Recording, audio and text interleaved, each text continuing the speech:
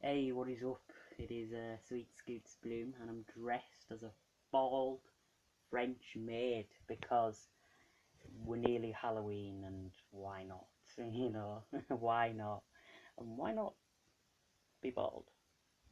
Bald, beautiful, and brilliant. Anyway, that's enough dick sucking. I want to talk about politics. Been a couple of interesting things going off.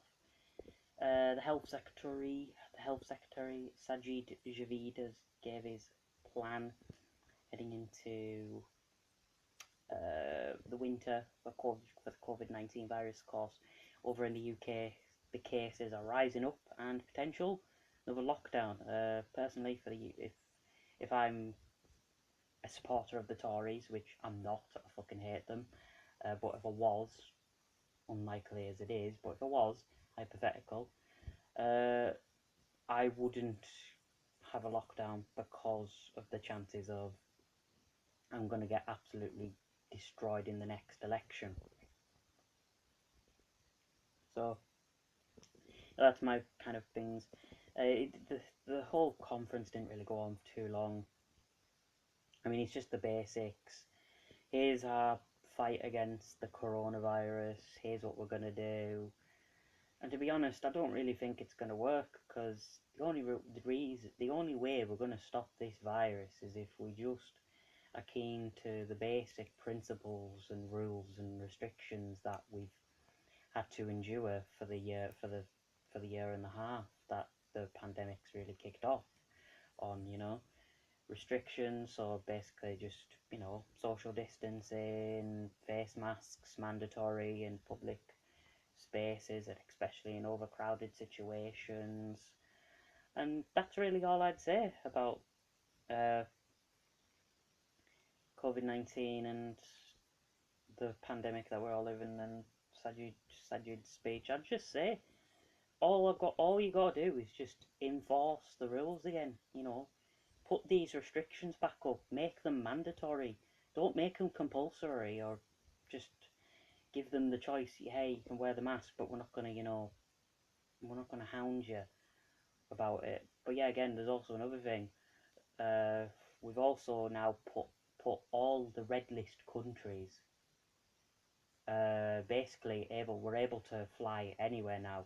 I mean, it's fucking fantastic for people who want to go to these places, but if they're if you're at a dangerous risk of coming back with coronavirus, potentially dying, or mainly just it being unsafe, why bother? Why take them off the red list? It's silly. It's daft. I mean, but yeah, again, I'm guessing it's only going to work. The whole reason why they're doing that is just for the vaccinated lot. I highly doubt they're going to be giving the unvaccinated lot these opportunities. In fact, the unvaccinated lot, for as far as I'm aware, the government's basically just saying, "Hey, you lot didn't get your jab. Well, fuck you. We're not gonna open up these um, sectors that you find so love that you enjoy in your life. We're going to make you go into the cinema even harder. You're not going to get into a nightclub that easily. You're not going to even get a fucking drink that easily. It's ridiculous how biased the government is at getting the jab. Yes, I understand the virus is a serious danger, but if people don't want to get the jab, they don't want to get the fucking jab. It's as simple as that. It's a choice. You know, freedom, democracy, all that. We live in a democracy, a capitalist nation or something like that. We don't live in fucking communism. We don't live in a dictatorship. If I said one day, now mind you, I did get both jabs, but saying this back in March 2020, if I said, you know what, I don't want to get the jab, and I don't want to get the other jab, and I don't really want to get this flu jab, and I don't really want any kind of jab because I'm not, I am not confident in this government. I'm not confident that this government's going to protect us heading into post-pandemic and post-Brexit and all this kind of shit. And really, that's all I could really give a toss about with that, with the health secretary speech. It was short and sweet. He didn't really go on too much, and even if he did, I probably tuned off, because that's what you do. the Tories just talk shit. Even at the recent Prime Minister's questions with Sir Keir Starmer, who's recently got COVID-19. Hope he gets well and recovers. Ed Miliband, the former Labour leader, absolutely ripped Boris apart. He ripped Boris Johnson, our Prime Minister, apart, and he fucking deserved it as well, because Boris Johnson is the most. Oh my God, if he is not the worst Prime Minister according to like a Gallup poll since the Second World War, then it's going to be amazing if Sir Anthony Eden still is the worst Prime Minister compared to Boris Johnson. I mean, fuck me. We had a planner for this COVID-19. We in fact got this planner, some guy who's obviously just came in, and he would basically come and assess the COVID situation in the UK. So obviously COVID came in March 2020. That lad, that assessor of the COVID-19 in the UK, that was 6 months late into basically COVID coming into the UK, and by then we've experienced a lockdown and pretty much everything that we all love to do just being taken away. So yeah, the other thing, the budget, Richie Sunak's budget, 2 hour. Fuck me, I could not have stayed away. I did not bother even listening to the 2 hour ramble. I listened for a good maybe 40 minutes or so, and what I got from the budget is basically we're going to scrap universal credit, which I think is wrong. I think for a lot of people and a lot of kids, they're going to be into poor, but of course the Tories don't give a shit about the kids. That's clear and evident by the fact that Marcus Rashford was fighting for them. There's a whole lot of things. He's obviously here's $1 million to boost this, here's $1 million to boost that. We're gonna do this, we're gonna do that. We're gonna pretend. He said one thing that was really fucking hilarious.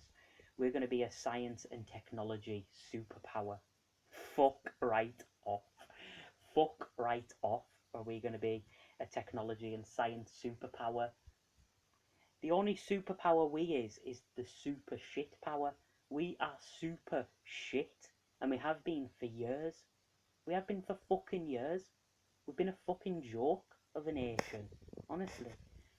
And it's not just with the 11 years of the Tories. Honestly, Britain has been a bit of a joke for years.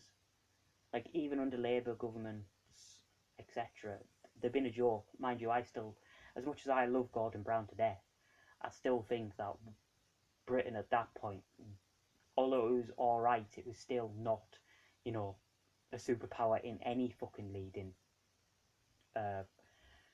battle. The only superpowers I know is the Chinese and the Americans, and that's it. They're the only two superpowers that I know, and who are honestly superpowers. But yeah, Richie Sunak's new budget, all I basically got was 2 hours of waffling shit.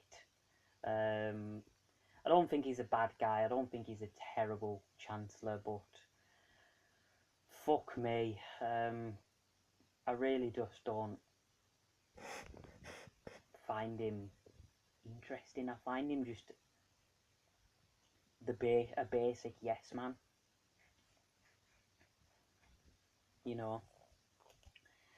His budget, I mean, this is his third budget as Chancellor since Boris Johnson became Prime Minister in 2019. I'm just not arsed, I'm really not arsed. I want to feel enthusiasm for this nation, to actually fight COVID and Brexit and all that stuff, and, try and get the crises basically in the past now, gas crisis, Christmas, all this kind of rubbish. And I think we will, but, it's really hard to be enthusiastic when for 11 years the Tories have basically they've just kind of been shit. They've been shit. David Cameron, complete and utter elitist bastard. Like, fair enough, he He gave the Brexit referendum. Then what did he do? He said, right, we're going to give them the vote, but oh yeah, I'm leaving. And he fucked off. Then Theresa May came in, and to be honest, I actually would have voted for her in 2017, only for the fact that she was the second ever female Prime Minister in the United Kingdom, and I just kind of wanted to see where it would go. She bottled it, and she absolutely got destroyed, and Corbyn should have really just put a nail into her coffin. And 2019 we got Boris fucking Johnson. So God, God, God save us. Honestly, 2024. I hope Labour blooming wins. I'm hoping Sir Keir Starmer or whoever Labour leader is. Even if it ends up being me on a fluke, you know, I'll take one of my mates from my mates to be Prime Minister for the day. But yeah, that's my opinions on the budget. That's my opinions on Sajid Singh, his speech, and really the only other news really I can report that's really happened politically is the Labour leader Sir Keir Starmer getting COVID. I wish him the best in recovery, and I can't wait for when he comes back and absolutely roasts Boris Johnson. But thankfully we got Miliband roasting him for the time being, and he absolutely ripped into Boris Johnson, which is amazing by the former bacon sarnie eating legend that he is. That's you, Miliband, anyway. Make sure to like, share, comment, subscribe, all that jazz, and I'll see you later.